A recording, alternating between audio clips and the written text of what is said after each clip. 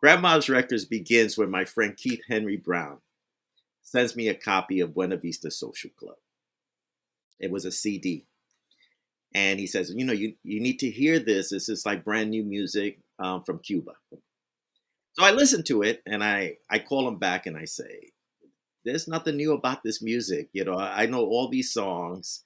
I've been listening to this all my life. These are all of my grandmother's, records. And he's like, really?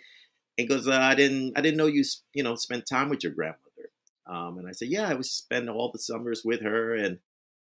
And basically, I told him the story of Grandma's Records and meeting Rafael Cortijo, and when he came over to the house, and the fact that all these musicians would come by and stop in and say hello. So every now and then, I would get a phone call around 2 o'clock in the morning. It's like, you working? I'm like, yep. And he would say, hey, can you tell me that story about those summers you used to spend with your grandma? And I would start always at the beginning, every day, every year after the last day of school, the whole thing. And one day he says to me, he says, you should really write that down. You really got a good story there. And of course, each time I told a story, it would get longer and more elaborate, where I started describing the theater, that it was in the Bronx. So he really encouraged me to write it down. And I really didn't see myself as an author at that point.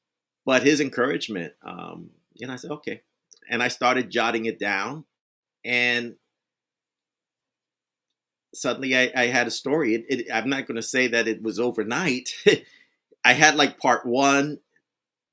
And then it took me a little while longer because I was working on other projects. And then I eventually had it. And I pitched it to my editor at Walker Bloomsbury, Emily Easton. And she said, she'd be interested in taking a look at it. And as they say, the rest is history. The importance of having good people in your life and friends, family, loved ones, they all make that difference.